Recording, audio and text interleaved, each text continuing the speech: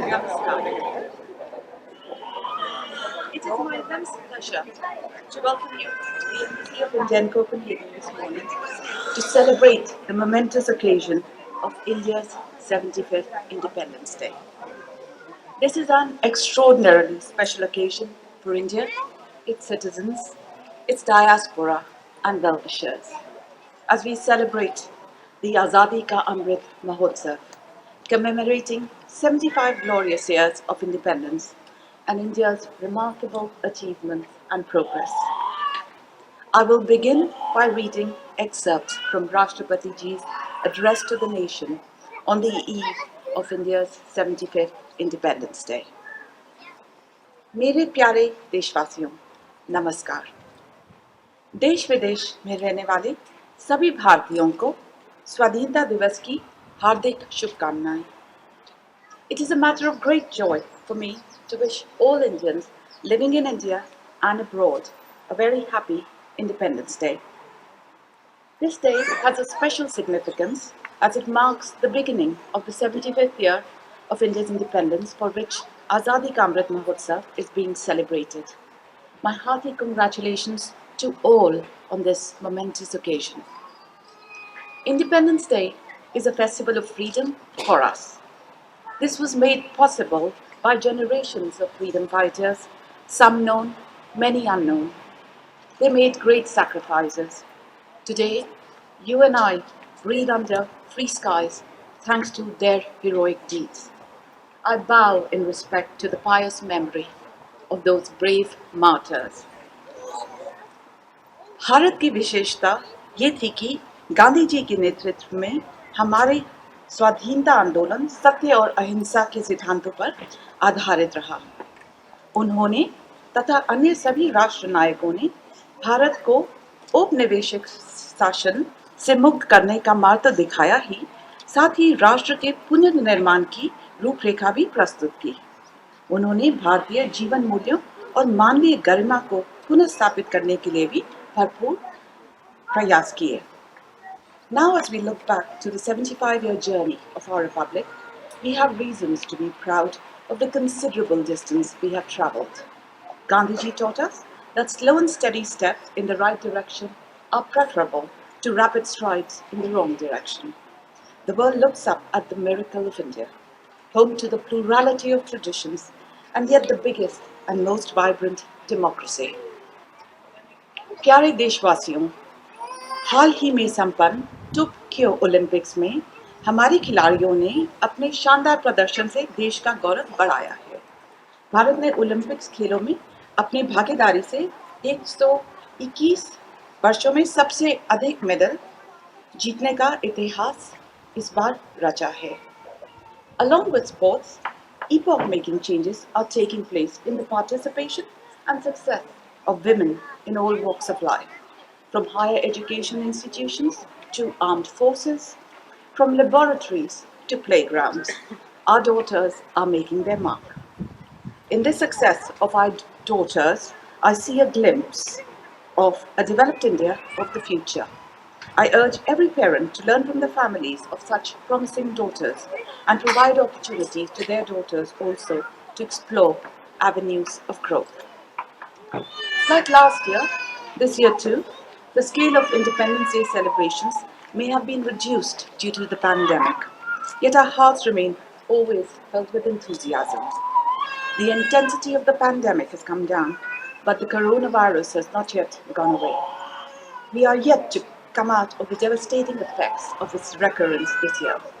Last year, with exceptional efforts from all, we had succeeded in bringing the spread of infections under control.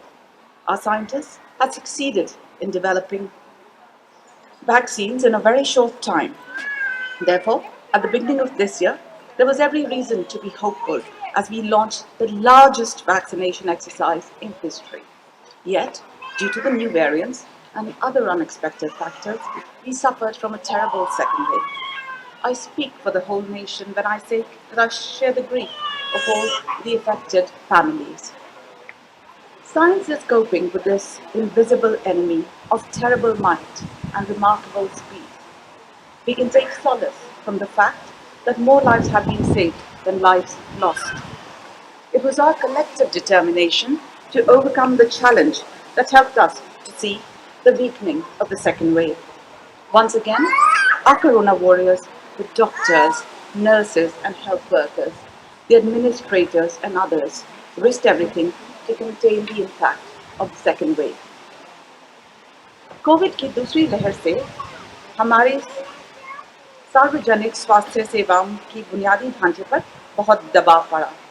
किसी भी देश का बुनियादी ढांचा इस विकराल संकट का सामना करने में समर्थ नहीं हुआ। हमने स्वास्थ्य व्यवस्थाओं को मजबूत बनाने के लिए युद्ध स्तर पर प्रयास किए। The leadership rose to the challenge, and the government's endeavours were supplemented by initiatives of the states, private sector, healthcare facilities, civil society, and others.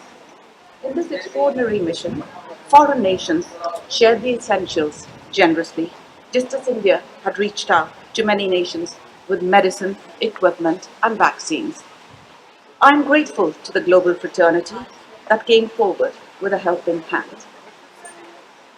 Due to these efforts, the nation breathes a sigh of relief with the return of a semblance of normalcy. If we have learned our lessons well, we know that this is time of extra care and caution. We shall not let our guard down. Vaccines are the best possible protection science offers to us.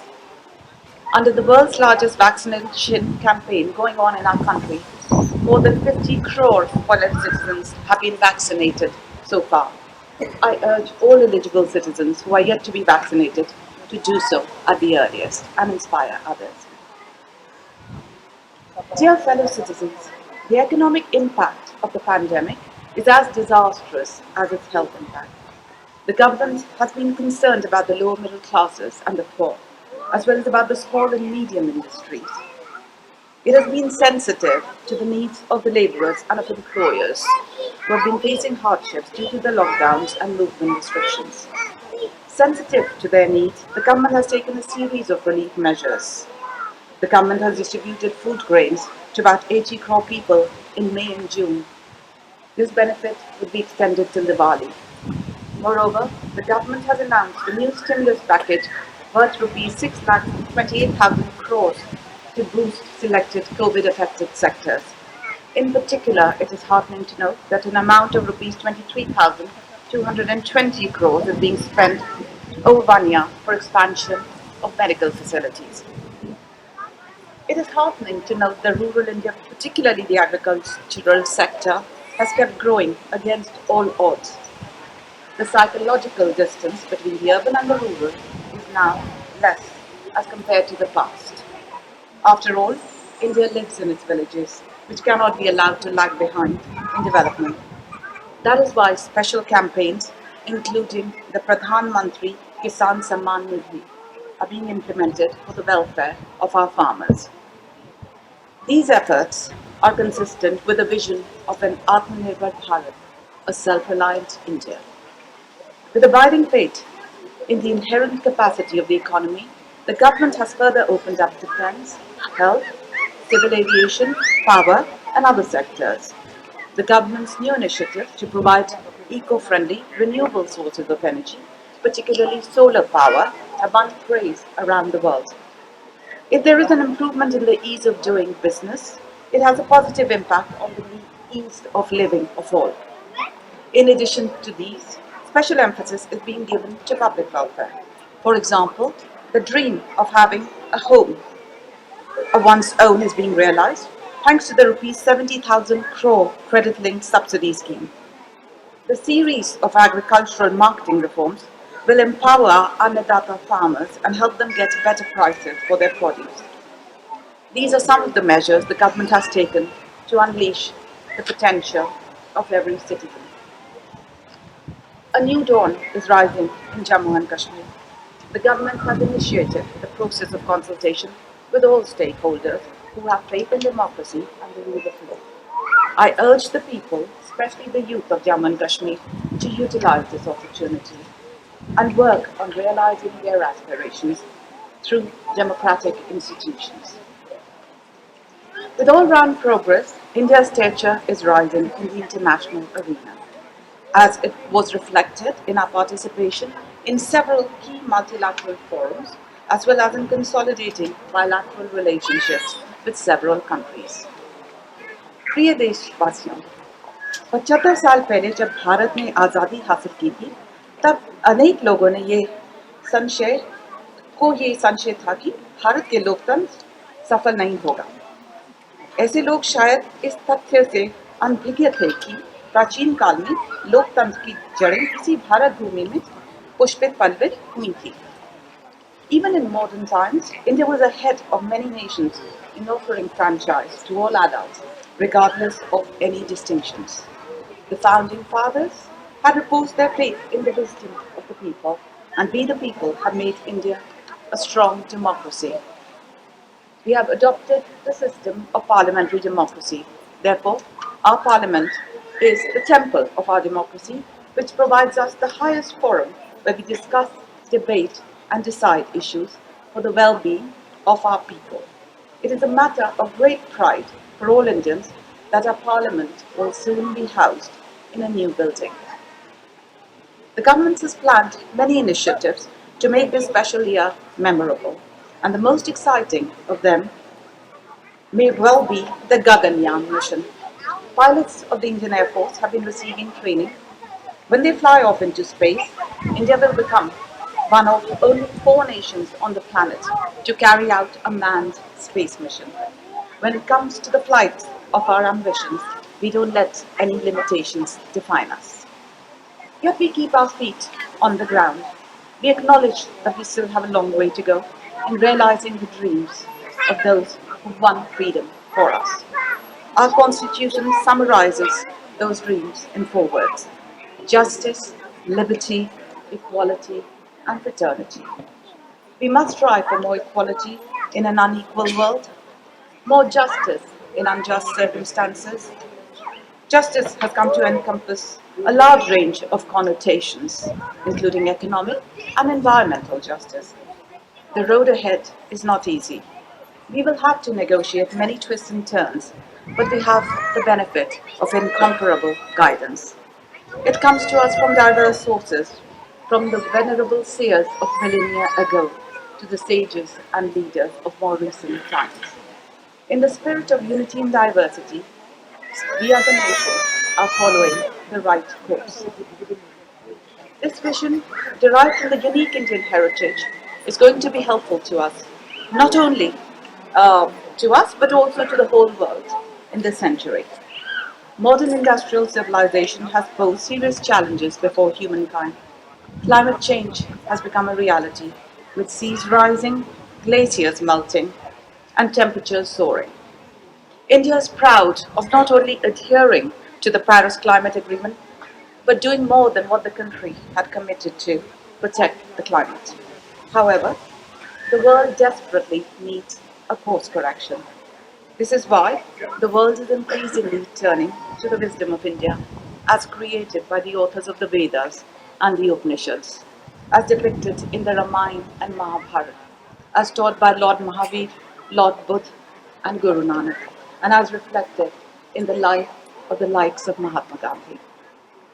Learning the art of living in tune with nature requires effort.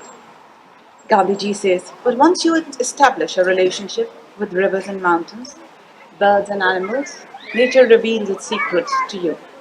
Let us resolve to listen to this message of Gandhiji and also to make sacrifices for the sake of the land we live in.